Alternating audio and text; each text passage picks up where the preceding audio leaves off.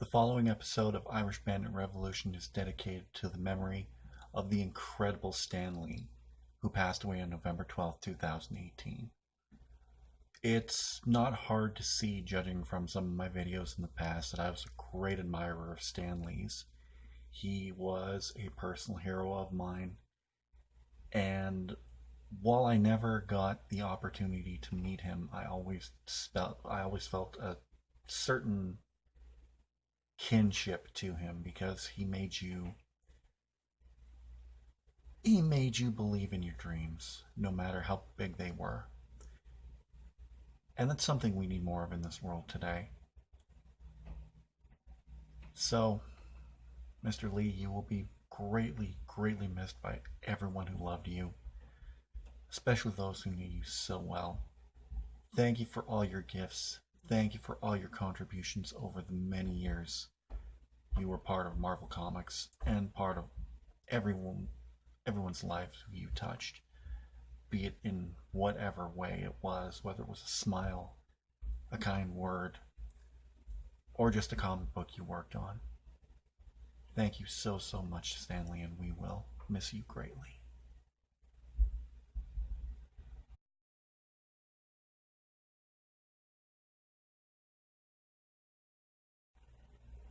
This week on Irish Bandit Revolution, we take a look back at the 1988 action classic RoboCop, and then we compare it to its 2014 reboot. Which one was better? Who had the better cast? Who had the better story? Who had the better visual effects? Let's find out. Irish Bandit Revolution begins now.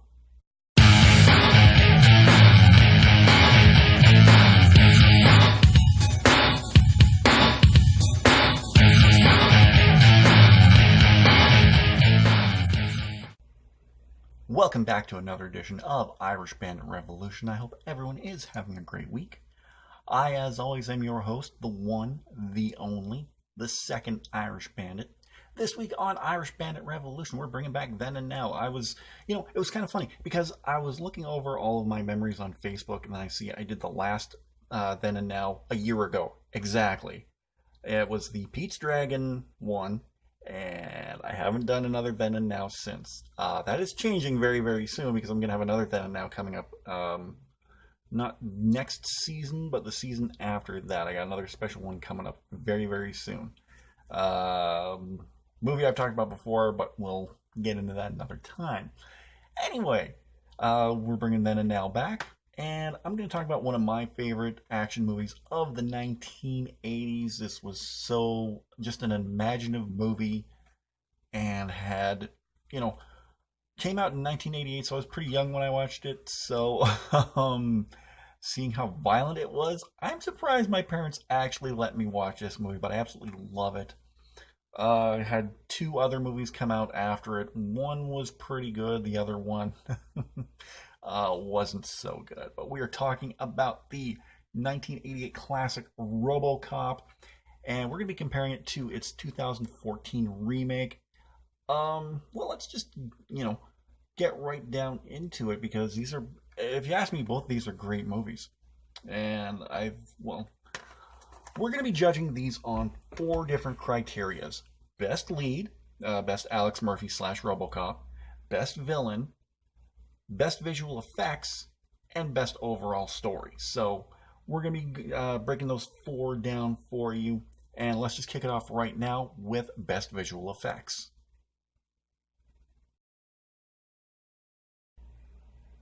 When you take a look back at the visual effects of the 1980s, some of them seem pretty primitive. Like, I look back at some of the visual effects in the original Ghostbusters movie in 1984, and how Zool looked when he was coming out of Louis Tully's apartment, and how terrible that looks today. Like, it's 2018, and even then it didn't look all that great. But then you take a look at another movie from 1984, you take a look at A Nightmare on Elm Street, shoestring budget, and the visual effects in that were some of the best around. And if you flash forward to that remake, and some of the CGI in that is pretty cruddy, honestly and truthfully. But when I look at RoboCop from 1984 or 1988, I mean, there's only a couple instances where I can say that the visual effects weren't all that great, and that was probably with Ed 203, I think it was. I think it was called. It was stop motion. It didn't look bad, but it looked off in some cases, and you had the forced perspective, you know, making something look bigger than it was. So like, or projection, things like that. So you had this little model made look like huge compared to a normal sized human being, like any of the actors in the movie, like Peter Weller, Miguel Ferrer, Ronnie Cox, whoever was all in that movie. But other than that, some of the visual effects in that movie were fantastic. Like the look of the RoboCop outfit that Peter Weller had to wear was so well done. And I absolutely thought that was some of the greatest work I've ever seen in a movie. But then you flash forward to the 2014 remake, and I gotta say, some of the visual effects in that are quite a few of the visual effects in that are just mind blowing. Like, yeah, we've advanced so much since 1988 to when the remake came out, and you can tell, there were some big advancements in digital effects over those years. And like, you take a look at when they strip away the metallic body of Alex Murphy, he's just left with a hand, a central nervous system, face, lungs, intestines, heart, and it looks damn impressive. So, RoboCop, the original, set the standard, but honestly, I think that the remake went above and beyond with its amazing visual effects work. So, for that one, I got to give a point to the remake for visual effects. But visual effects are only one part of the puzzle. You can have the best visual effects in the world, but what does it mean if it doesn't have great characters? So let's take a look at the characters. More specifically, let's take a look at the main character, Alex Murphy, aka RoboCop.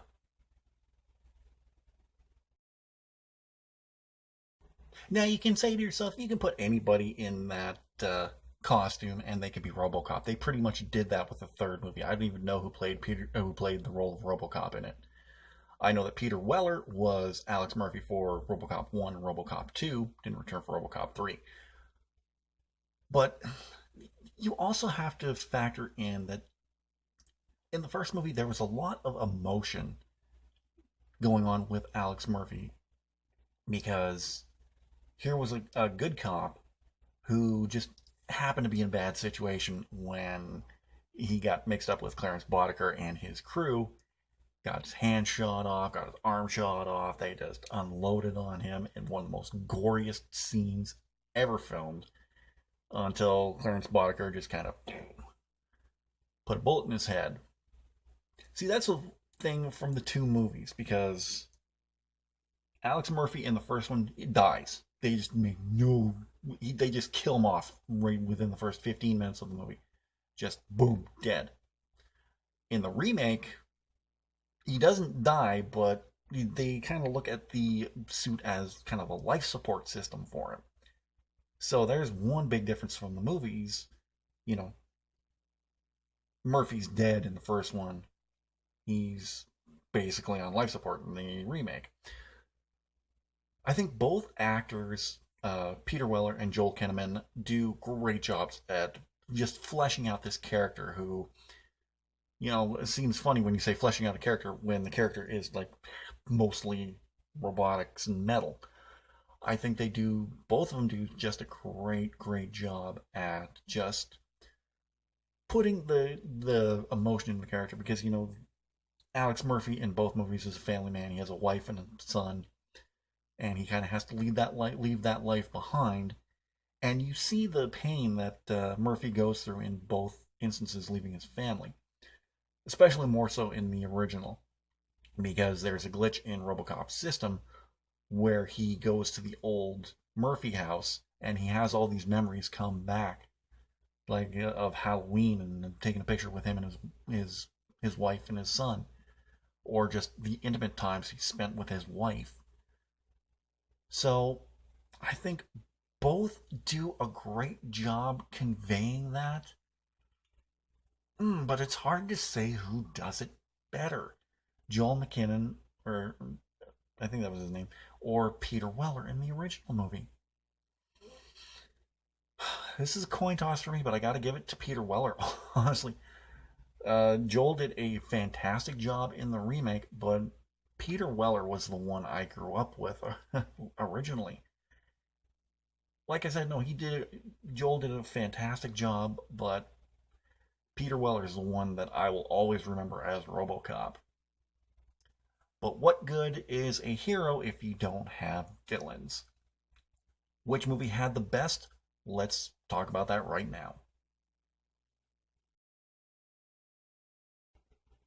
In the 80s, it was all about corporate greed. I mean, hell, Gordon Gekko said it best in Wall Street: greed is good. And that was the whole premise behind RoboCop. You had this corporation, Omnicorp, who took over the police department in Detroit. And you had all these executives, like one played by Ronnie Cox, Miguel Ferreira, who are just these characters of 80s corporate greed. And then you take a look at the 2014 movie, and you have frickin' Michael Keaton as the main antagonist of this movie. But he's kind of subversive about this. You don't think that he's the main bad guy, but then it totally turns out that he is. And he has this whole network below him that even runs into Detroit Police Department. And I think that was way more interesting than what they were doing in the original movie. With Ronnie Cox made a memorable bad guy. Don't get me wrong. His character of Doug Jones was so memorable. But it's kind of cliche at this point, whereas Michael Keaton's character, he was kind of the smooth, slick talker, and I just love Michael Keaton overall. I think he's one of my favorite actors. So it might seem trite to do it, but for that reason alone, I got to give the edge to best bad guy to the RoboCop remake. You can complain about it all you want, but this is my feeling. He was just so smooth and dynamic and charismatic, and you just wanted to hate him so much. But you could hate Ronnie Cox's character all you want to, but I think the better bad guy here was Michael Keaton's character, Raymond. I don't remember his last name though. So that's 2 for the RoboCop remake, 1 for the original. Can it at least tie with best story? Let's find out. Greed versus corruption. This is what it all boils down to because, like I said earlier, RoboCop from 1988 dealt more with the corporate greed of America at the time, whereas the 2014 version deals more with corruption. Like you have some dirty cops on the force that Murphy has to try to snake out, and he does a really good job of that. And then you have the the higher ups of Omnicorp, the character that Michael Keaton plays. So you really have to think about which is worse, greed or corruption. Honestly, to me, I think both movies have a great story behind it. And you also have, Murphy trying to discover or keep his humanity in some sort. Because in the original, you just have him, after he's killed, he's, turned completely cyborg. In the remake, I should say, he does keep a little bit of his humanity. They slowly have to strip it away from him. But he somehow, being a cyborg, he's also able to keep his humanity, whereas in the original, his humanity's gone. It's not even there anymore. So you have two great actors who are trying to convey this message of technology versus humanity. And I think both do it very, very well. Plus, you also have a great supporting cast behind each movie. Like in the remake alone, you have, like I said, you have Michael Keaton, you have Gary Oldman, you have Samuel L. Jackson. Like, how freaking awesome is that? You have a Batman, Commissioner Gordon, and Nick Fury in the same movie.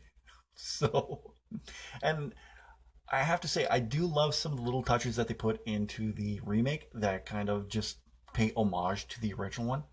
Like in one early scene when they're going over the design concepts of RoboCop, he has like the silver armor, and it just looks kind of hokey. And then Raymond suggests a more tactical look to it, and I think that looks badass. Like honestly and truthfully, the look of RoboCop in the remake is just completely awesome. I loved it. I loved how his visor flipped up and flipped down. All of it was so cool. And RoboCop 1988 was a really cool movie too. You can't discount that. It was original. It was one of a kind, and it was so fun. Paul Verhoeven directed such a great movie. I don't think Paul Verhoeven gets as much credit as he deserves, because he is a very good director, especially when he's doing action movies like Total Recall, Basic Instinct, RoboCop, all great Paul Verhoeven movies. And then you take a look at there was a sequel for RoboCop, which is good. It wasn't directed by Paul Verhoeven, but it was pretty good. They did a Basic Instinct sequel, which was not good at all. He also directed Starship Troopers, and I think they did a sequel to that without him. So Paul Verhoeven, but he also did direct Showgirls. So, but anyway, I'm getting off topic here. It's really hard for me to determine which movie had the better story to it, because they both had pretty compelling stories behind it. But if I had to pick, I think I'd have to go with the original for better story. Like I said, they're both great stories, but there was just something about the original one that I liked more. Not that I didn't like the story of the remake, but you had so much going on with all the action and all the story. There was a story behind it. Let's not say that there wasn't, because there was. There was a compelling story behind it, and some great characters as well, like Kurtwood Smith as Clarence Boddicker. Red Foreman. No wonder I was scared of Red on that 70s show. It's like, oh my god, he's going to blow Eric's hand off. Like, it was a fun movie. RoboCop, like the 2014 remake, it was a little more serious, and I really appreciate that about the remake. It was way more serious. Maybe it took itself too seriously, whereas the original from '88 didn't take itself seriously at all. And I think that's what I dig most about it. It just does not take itself seriously. Balls to the wall action from start to finish. And it was just a fun, brainless movie that, had a good story to it, So I think for that, I'll give the story to the original RoboCop movie and tie it up at 2 apiece. Because both these movies were really good. I really enjoyed both of them a lot. And, sometimes I do groan when, I hear that there's going to be a remake to a movie. But sometimes you get that gem that's really, really good. I'm not going to say that it's as good as the original, but I definitely suggest giving the remake of RoboCop a check. It's a fun movie. I'll grant you that one. Well, that about wraps it up for this episode. I hope you guys enjoyed it. If you did, don't forget to give this video a big thumbs up. I'd really appreciate that. Let me know in the comments section down below which one is your favorite, the original RoboCop or is it the remake? I'd love to hear from you. Don't forget to share this video anywhere you can on the normal social media outlet suspects. Over my shoulder right here, you can see a link to last week's season premiere of Irish Bandit Revolution, where we're talking about the 2018 edition of Saskatchewan Entertainment Expo, and we're also talking about Sask Expo Regina, which is coming up next year. In the description down below, you're going to see a link to my Redbubble store where you can pick up all your Irish Bandit merchandise, including stickers. We also have t-shirts, tank tops, leggings, ladies' racer bags, coffee mugs, travel mugs, cases for iPhone, Samsung, iPad, you name it, we have it at the Irish Bandit shop. Be sure to click that link below. If you're new here, don't forget to subscribe, and if you're already subscribed, don't forget to tap that bell and you'll be notified whenever I go live, whenever a new video is uploaded, Make sure that you are set to notify all. That way you're not given notifications intermittently, because I don't want you to miss an episode this season. Speaking of episodes this season, I will be back next week with a retrospective of one of my all-time favorite movie series. I'm going to have to do a little bit of research for this series, but we're going to be talking about Ghostbusters, including Ghostbusters from 1984, Ghostbusters 2 from 1989, and the 2016 reboot, remake, whatever you want to call it, reimagining of Ghostbusters with the all-female cast. Well, I'll get into my thoughts about that next week. Let's just say I don't have a problem with it, but I still need to watch the movie. Yeah, I haven't watched it yet, and I even have a pop of one of the characters from the movie, but I will watch it by next week's episode, because you can't do a retrospect. Anyway, I'm going to end this here now. Have a great rest of the week, and I will see you guys again next week for another edition of Irish Bandit Revolution. I'm the Bandit. I'm out of here. See ya.